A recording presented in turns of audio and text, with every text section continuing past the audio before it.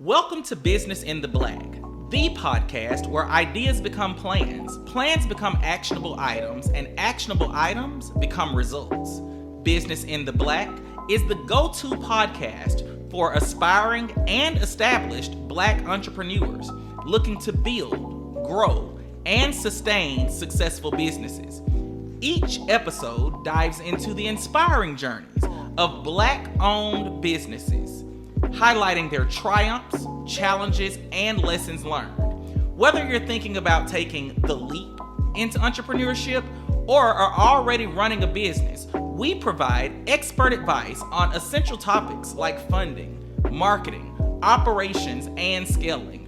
Our mission is to empower and uplift the Black business community by sharing knowledge, resources, and success stories. Tune in for motivation, practical strategies, and a network of support to help you turn your vision into reality and amplify Black excellence in business. I am your host, Brandon D. Morgan. Let's jump right in. Even though I know someday you're going to shine on your own, I will be your projector. Beyonce Knowles Carter. So today we have Zelenka Boyd. Zelenka is a longtime friend of mine. She's also a serial entrepreneur. So, like when you're starting something and, we're still like on episode 5 now. So you can't start anywhere if you don't start at home. So I came to Dadeville today. You can see that the background is different. We're somewhere different. We're on site, if you will. Not like on site, how people say I'm on site, but I'm on site. So in any case, I'm in Dadeville and came to see Zelenka, and she's a serial entrepreneur. She has so much going on, and she's going to tell us a little bit about herself. Okay, so a little bit about me. I am Zelenka Boyd. I am the mommy blogger. I'm a content creator. I am, my professional. The 9 to 5. The 9 to 5 is a 911 dispatcher. Now she Angela Bassett out here. Okay. Listen. Go on, Athena Grant. Shout out to 911. So I've been dispatching for, it'll be 15 years in December of this year. Oh, wow. Yeah. Maybe looking for a change of pace, who knows? But right now, that's what it is. So I'm a 911 dispatcher. I'm the founder and creator of Awesome Minds by Ireland. I am a content creator. I'm a blogger. I've kind of set the blogger hat to the side a little bit. I'm focusing a little more on my content creating with my kids. So we're focusing a little more on that. I'm a momager. So I manage my babies with the acting and the content creating and the skits and all that. So my plate is pretty full. Hey, I believe it. Before we even get into some more, who are the kids? Like, ages, the two of them come together. Like, I know all this stuff, but I'm just trying to, let y'all know. So, we got Marley. Marley is my oldest. She is 10. And then we have Aiden and Ireland, my twins. They are 9. So, back to back. Okay. It was like boom, boom. I mean, whole little tribe. Back to back. And she has been rocking the whole mommy thing. Cute. So take us back to, the very beginning. Like, what made you think, I think I'm going to start content creating? What was going on in your life during that time? So for me, the turning point was, I would say, 2015 after my twins were born. I had been going through an abusive marriage. I had just had the twins, and I said, this is not what I want for my kids. I want something better. I want to change. This is not going to work. So I made that choice, made that decision to get the divorce, and me and my kids started over from rock bottom, literally. We started over. We moved back home. I started over. I didn't have anything because that was somebody that took everything from me, money included. So I really had to start from rock bottom, but I felt like with my story, I felt like somebody else needed to hear it because somebody else may be going through the same thing, and maybe I could help somebody. So with that, I went back to my roots with me loving to write. I have always loved to write since I was a kid. It's just, I was shy back then, and I didn't want anybody to read the stuff that I was writing, but I always knew that I could write. So I'm like, okay, I know I can write. I feel like I got something to say. so let's just get down to it. So I started the blog, Mama Z and her 3, and it kind of flowed from there because I'm like, okay, I got 3 kids. My name is Z. What perfect name? Mama Z and her 3. Mm-hmm. So I started with the blogging. I just started getting my story out there. I started reaching out to other content creators that were, because at that point in time in 2015, blogging was it was in then. Mm-hmm. So they were doing more of the blogging than the content creating. The content creating didn't come in until a little later on. So I just started telling my story. I made a website where I put out blogs like twice a week. I got a lot of great feedback. I started booking some podcasts and started booking some workshops and stuff like that, talking to people. And it just it went from there. So from there, that's how we kind of grew to what people know now from it's these 3. Cool. Okay. Yes. Awesome. So that's a very interesting, intro to the story. Help me understand that, like, I mean, you've got the mommy blogger, you've got Z's 3, you've got your full-time, you've got a lot of different things going on. But now, have you always just had success in entrepreneurship, or were there some false starts or some things that didn't quite work out prior to mommy blogger? There's definitely been some hills and valleys. In the beginning, I would say with false starts, I was very trusting when it came to other content creators because I'm like, okay, they seem like they're they know what they're talking about. They know what they're doing. A couple people came with the support that it was masked as support. Mm-hmm. And then it turned out not to be. So I had some people that did reach out to me that seemed genuine, and it turned out not to be genuine, like I thought. So I had to kind of learn the process with that, with weeding out who's for me and who is not. And I learned along the way. I was self-taught. I would say that much. But yeah, there was some false starts with pretty much trusting the wrong people. Gotcha. People would pretend to have opportunities for me, and it turned out not to be what it was. But thankfully, the scam didn't go as far as I thought it was going to go, and it did not they didn't take anything from me. Right. If anything, I took away a lesson of, what to look for. So, yeah. Gotcha. Well, piggybacking off that, what would you new bloggers, new people who are looking to start content creating and that sort of thing, what would you offer them, some of those things to kind of look out for? I would say just be very, very careful. Like when you put content out there and you use hashtags and all the different stuff, the scammers are looking at that too. So once you have all your stuff connected to your accounts, that's goes back to even the emails and all that. So I had started receiving emails from quote unquote Fashion Nova. And they did a pretty good job of masking it as Fashion Nova. Turned out not to be. And because my kids were modeling at that point in time, they're like, hey, we have this opportunity for you to be an influencer for Fashion Nova. So I'm thinking, hey, this is a great opportunity. They discovered us, but they turned out not to be legit. So I would say most definitely just watch out for the scammers. Check out those emails that people are sending, and you can just about tell what's real and what's not, especially with grammar and all that. And then just even getting advice from other people, just you can tell what's not. Yeah. Use a little discernment. Yes, you got to use that discernment because if you don't, they will get you. I know you talked a little bit about the evolution from mommy blogger to Z's 3 and what all the things mean, but how did you evolve really from mommy blogger and it's solely being about you and your story to focusing on the kids? So it started when I was taking pictures of the kids, just for content shots, just to put on the website with the actual blog post. So I started looking at, I'm like, man, my kids are photogenic. They're naturals. They seem like, they've been doing this for a while. They were little, but they was really bringing it. So I'm like, okay, let's see what we can do with this. And then I also got a couple people that were inboxing me, telling me, have you ever tried them with modeling or something like that? So I said, no, but let's give it a shot.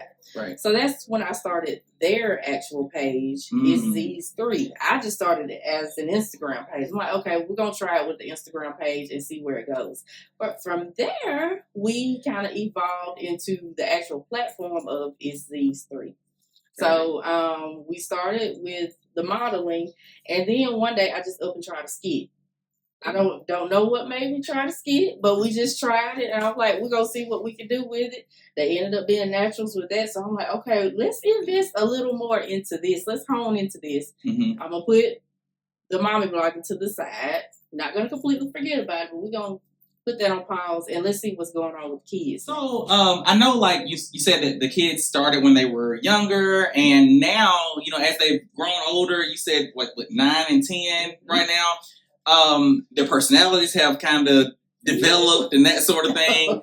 How do you get consent from them when you're trying to decide what content and like what's coming next? How do they play a part in that? So normally for the week, and this is even like with the modeling at that point in time, normally for the week I come up with what I do is batch content. So we kind of get us a good bit of content over the weekend, or either I figure out what we're gonna do on Sunday through the week. Because of work, I have to kind of try to find time to balance it out, and because school comes first. Right.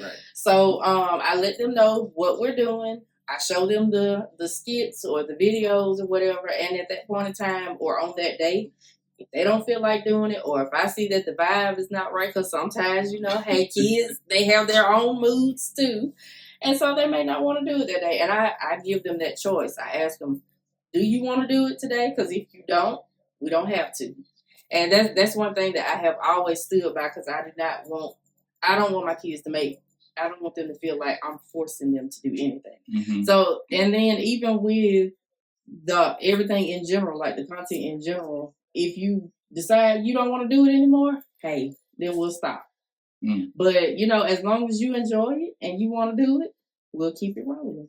Your kids are growing up in the public eye, with online presence and, people recognizing them or what have you. So how do you prepare them for the comments, for the public, positive and negative? Well, number one, and I know a lot of people may think that because they're online that they see the comments, they actually don't. Like, I show them the positive ones, but the ones that are negative, they never even see it. So that's number one. I kind of shield them from that, because right now I don't feel like it's the proper time or the age for them to be able to handle that. And then we also have talks all the time about consent, about positive feedback that they may get, about negative feedback, about just keeping going, about the fact that with them being in the public eye, yes, some people, they're going to give you some negative comments sometimes.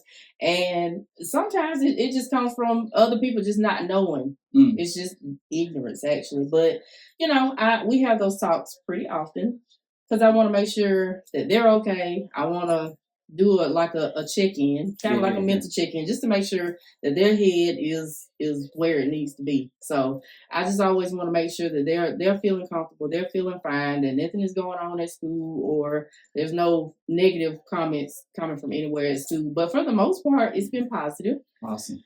So and their classmates think they're celebrities, and they kind of soak that in too. So I'm like, okay, we're good. But yeah, I just try to always make sure I keep that line of communication open, because I don't want them to feel like you can't come to mama and talk to me about anything, because yes, you can. You can talk to me about anything, and I want you to always know that. So that line of communication is open, and they know if they have a question, they can come to me. Awesome. Yes. So today you have on Awesome Minds. So, that is the Autism Foundation that you have going on for Ireland. And our next question is literally about, navigating negative comments. I know you said that you shield them from comments that are online, but how do you navigate those negative comments that may come, from people who are, as you said, ignorant, or what have you, specifically relating to like Ireland's autism journey? So in the beginning, when I first came, I would say when I first came out with Ireland's diagnosis, and, you know, kind of let the world know what's going on. And because I didn't want her to ever feel embarrassed about it. Mm-hmm. This is what you have, and it's okay. Everybody's different. In terms of handling like negative feedback, I try to instill all the positive things into her so that she can handle things in that way when she's faced with it. But in terms of like negative comments and stuff, I use my platform to put it out there. So maybe I could you have to change the narrative a bit. Right. So I just kind of put it out there and be transparent. I try to be as transparent as possible. But yeah, I just try to change the trajectory of things. Gotcha. So you're controlling the narrative for even you people who may not be as, you know, intelligent in certain subjects. Yes, because I had somebody to tell me that they supposedly overheard a conversation saying, I don't know why she would put her child out there to be bullied or whatever. And that hasn't even happened. Like, as far as I know, she has not been bullied. But I feel like there are some parents out there that may be I know they're kind of leery about putting that out there, their diagnosis. But I will say, since I have come out and talked about Ireland's autism journey and her being diagnosed with autism and dyslexia, I have received a lot of positive feedback from other parents who were experiencing the same thing and didn't know how to tell people. They didn't know how to explain it to people, you know, what's going on. And that's okay. And I have seen, like, to me, an influx of people putting their child's diagnosis out there and I just try to raise awareness for autism and for other kids, people like ours.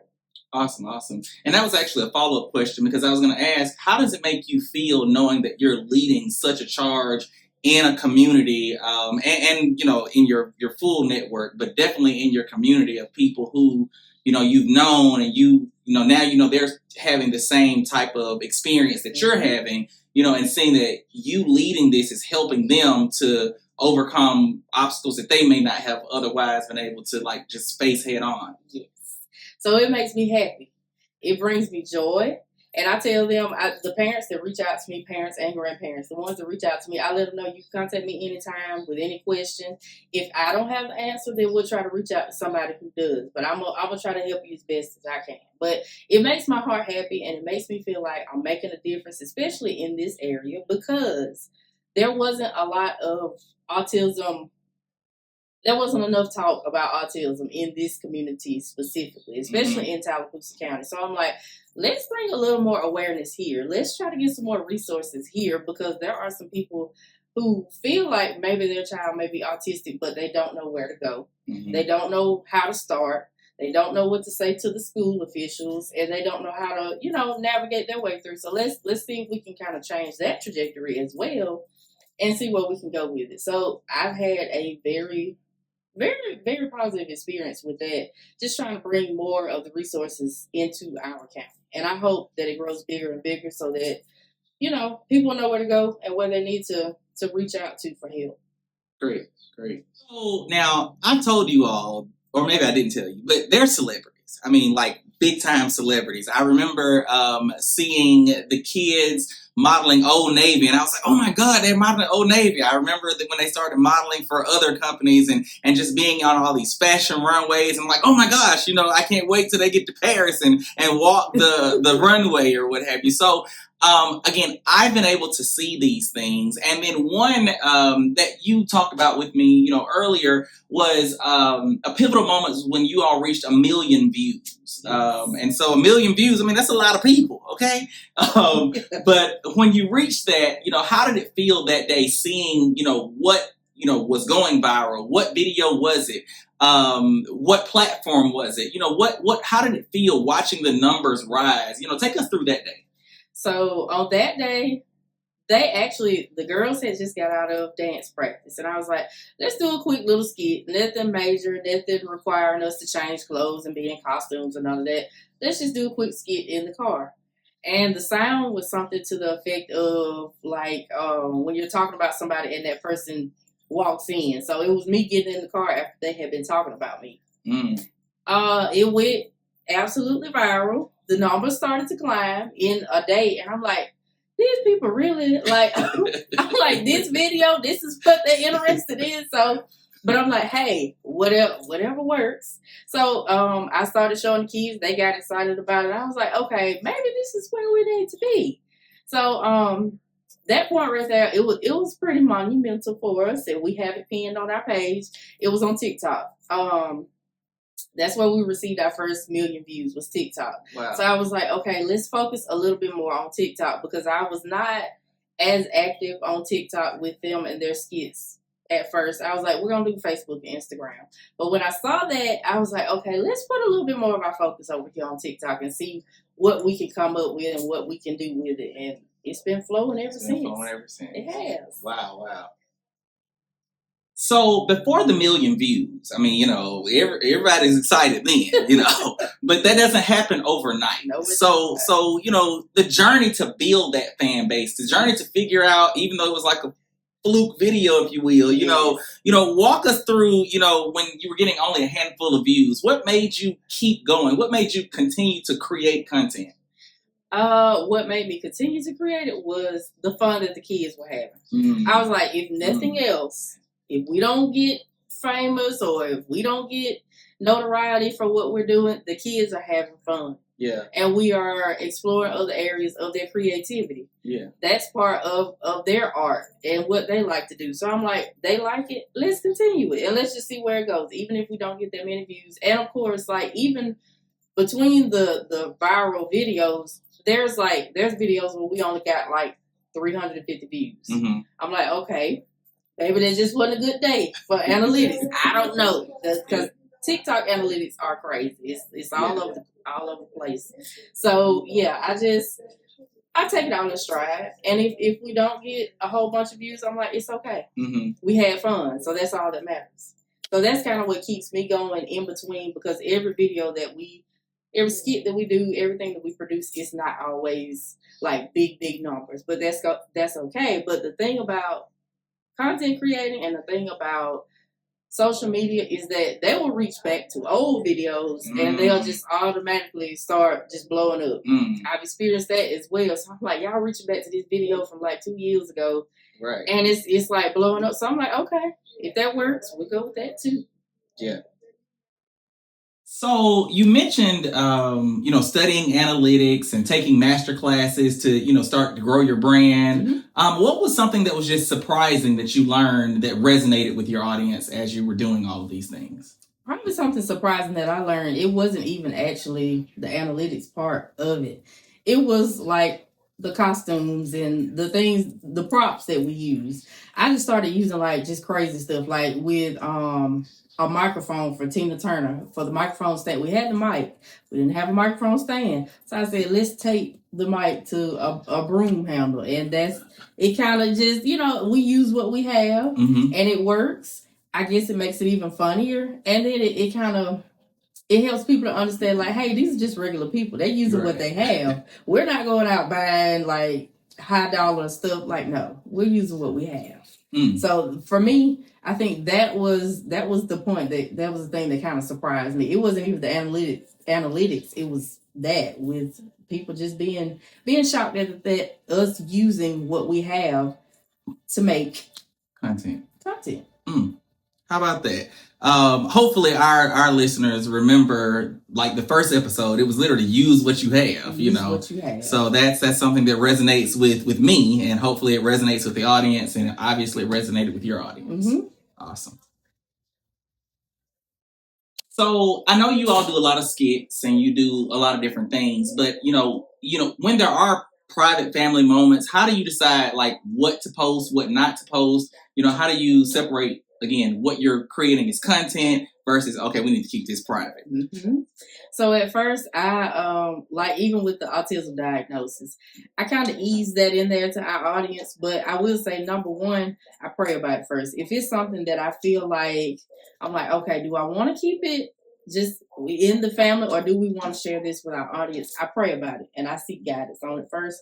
I don't just go out there and just go ahead and put it out there. No, because I don't act off of impulse. Like, there's planning that goes into that. So like, even with Ireland's diagnosis, I did just a little short, it was like a little short reel of us talking about something, but I didn't put out there what kind of conversation we was having. I put the music over it, and that was pretty much it. During that time, I was pretty much deciding now, do I really want to put this out here? Because once I put it out here, it's out here. Yeah. Yes. There's no taking it back.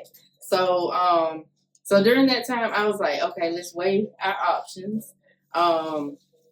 Ireland is not a very shy person, so I'm like, okay, maybe it may be the right thing to do to kind of just let people know, let them in on some of the struggles that we're having, which is totally fine, because I'm saying somebody else is going through the same thing. Right. And if I don't speak up about it, then I feel like who will? I know maybe there is somebody else out there, but I don't mind being transparent if it's going to help somebody, even if it helps one person. Right. I feel like I have done what I'm supposed to do. So yeah, most definitely I pray about those things, because yeah, I don't want to put stuff out there too private. And at the same time, I want to protect my kids' privacy as well. So we're not just putting our whole lives out there, but at the same time, we are being transparent and just letting people in on our journey. And, like being transparent, being vulnerable with your audience is something that is really central and key to, how you want to build the brand. Can you share something that, was difficult to share, and it ultimately benefited your business, and you really had a difficult time deciding, do I want to share this? Do I want to share this? But it ended up benefiting you. Actually, I will go back to the very beginning, because although it was something that I felt like it was necessary for me to say about the abusive marriage and all that, I had a little inkling in my head. I'm like, do I really want to put this out here or do I not? Because it's going to be out here for the whole town and for everybody to know. But ultimately, I'm like, it's fine. It's fine, because somebody else is going through this as well. Mm-hmm. Somebody feels like that they can't share it. Somebody feels like they can't do better and block out that relationship or get out of that bad situation. So I said, I feel like this is something that I need to do. I felt like maybe I might get a little backlash from my ex, but I said, hey, that's okay. We're done with that chapter, and I'm living in my truth. And you know that it happened as well. You may not want to share your truth or own up to it, but hey, that's part of the story, and we are not omitting that part of the story. So that was a difficult decision for me. But of course, here we are now. Ultimately, I did decide to share it, and I don't regret it a bit. Choosing you. Choosing you, okay? I'm all for it. That's it. Oh, we talked about that too. I'm thinking about it. Mm-hmm. We talked about, sharing your truth in episode 2. Yeah, your truth. My truth. Your truth. Your truth. My truth. Because I did get a little backlash from him. But at the same time, like, you live this too. Yeah. You made that decision. So, hey, you got to live with that as well. Absolutely. So, if you don't want to own up to it, it is what it is. But that's my truth and that's my story. Absolutely. And I'm sticking to it. In the world of content creation, people talk about Instagram models and they talk about TikTok, this, that, and the other, Facebook, babes or whatever. I'm just making up stuff, but there's a world where people think that people on social media have these perfect lives. How do you stay true to your message and of transparency and authenticity when again everybody thinks that everything is perfect? So I've seen a lot of content creators, they feel the need to okay, we got to set up the camera. You get out of bed, you set up the camera, and then you acting like you're waking up. And I'm like, no, we're not. we're not doing that. We're not doing that. We're not doing that. We're sticking to what we do and who we are. And so, in an effort to stay transparent and to stay vulnerable with my audience, I choose to. Sometimes we have the car talks. Like there's even a video on my TikTok where I'm just sitting in the car just talking. And I felt like that's a part of me. I'm giving my thoughts. This is what I'm thinking about. This is raw and uncut. This is not me, setting up the camera and me doing stuff. No, I don't want to do that. I don't see myself doing it. I'm not judging or saying it's bad for the people that do. If that's what they want to do, that's fine. If it works for you, hey. You go to bed with your makeup on, cool. But me, that's not how we operate. Yeah. So, I just try to stay transparent in terms of just using what we have once again and just just being in the moment. Like, you have to learn to just be in the moment and not feel like you have to make things perfect, because there is no perfect. But at the same time, you just have to just make sure that you keep it simple. Mm-hmm. If you keep it simple, people will kind of gravitate towards that more. I've noticed. If you keep it simple and it's just me. Yeah. It's just me and the kids. Yeah. There's no fluff to add with it. There's no, major things or grand things that I have to show you, but this is just us. And if you're interested in just us and you want to watch us, then I know that you'll enjoy it. And thus far, we have received positive feedback in just us being us. Awesome. Yes. So, with your multiple entrepreneurial journeys or what have you, and you've talked a lot about using what you have. You've talked about using broomsticks and whatever's around the house. Next thing you know, you're going to be using, I don't know, China glasses. I don't know. But in any case, how have you been able to do that budget friendly deal? I know you talked about, thrift stores for wardrobe. You're totally self-funded. Like I said, you work a 9 to 5. What creative approaches have you taken to make, that maximum impact with minimal investment?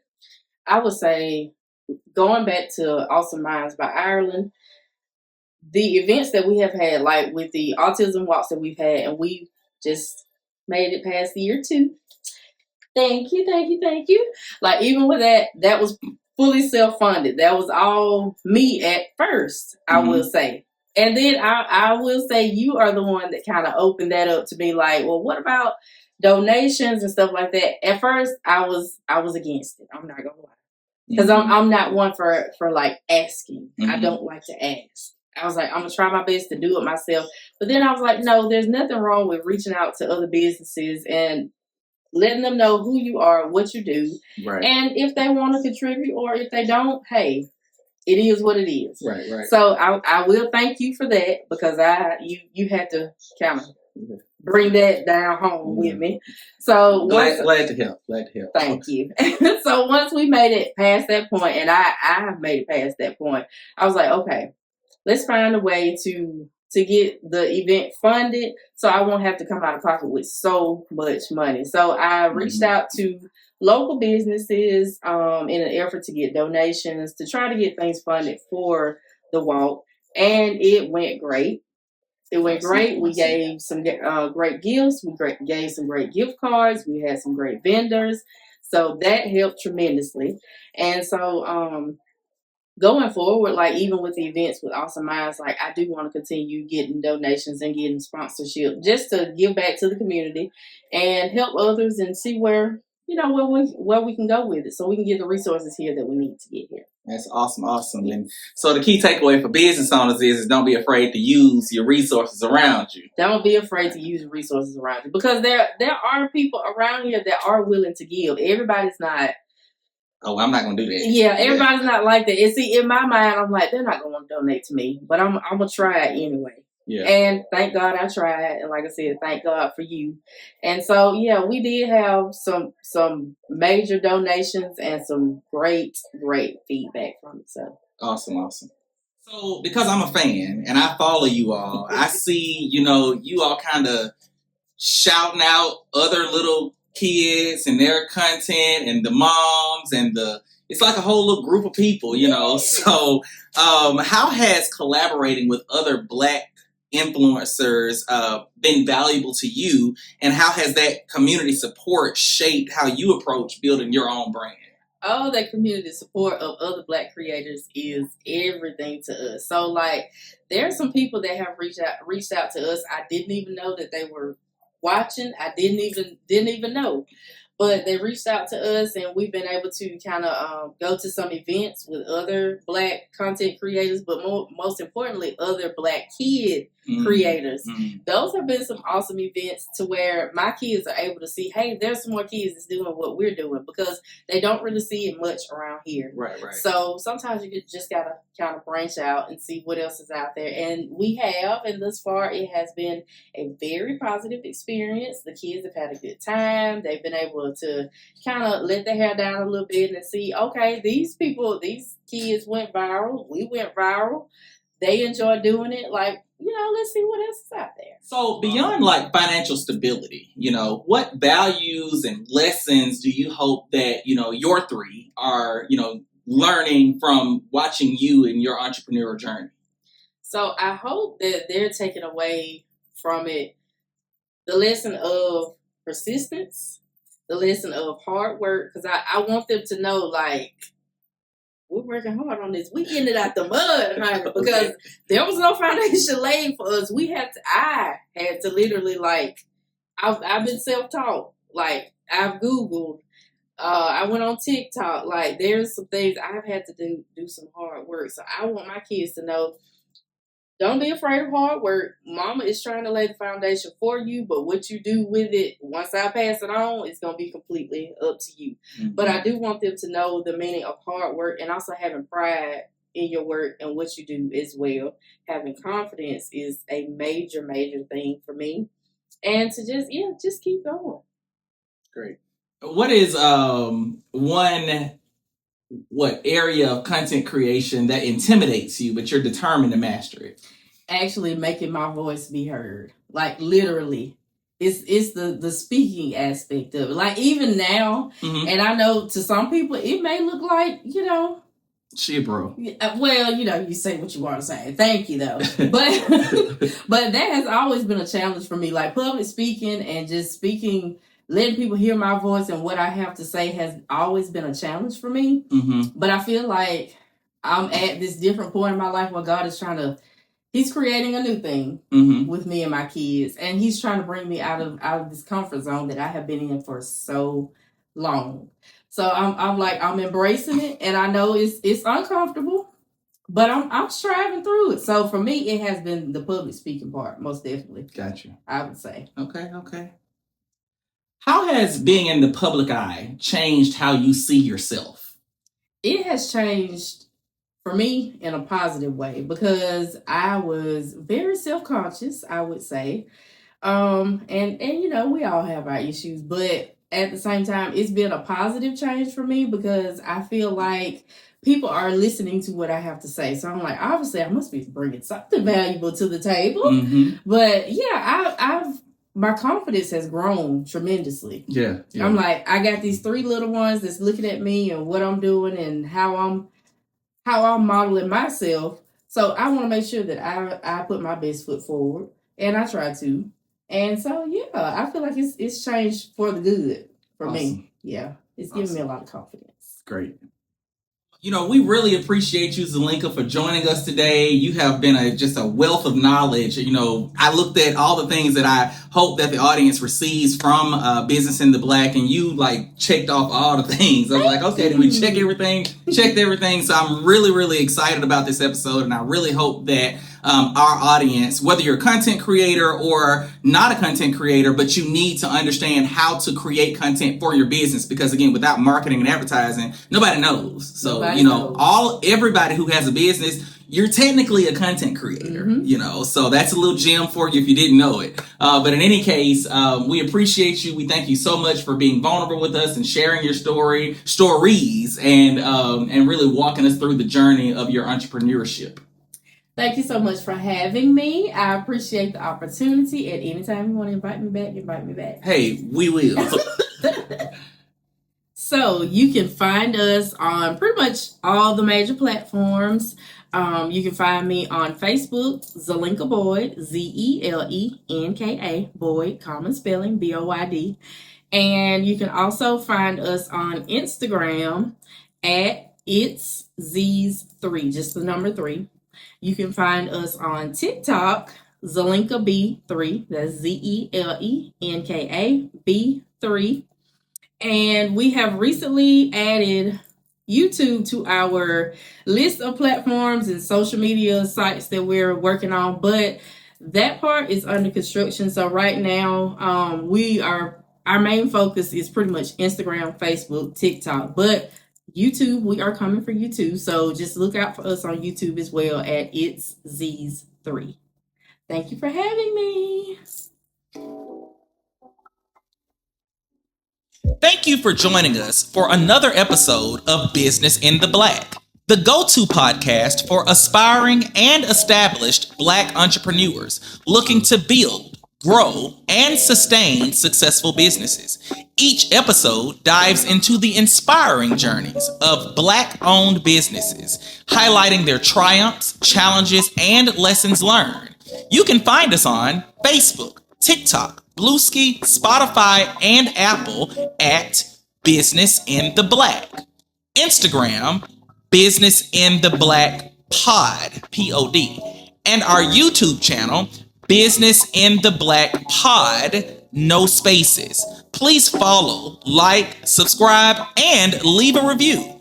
Thanks again for joining, and we look forward to seeing you next week.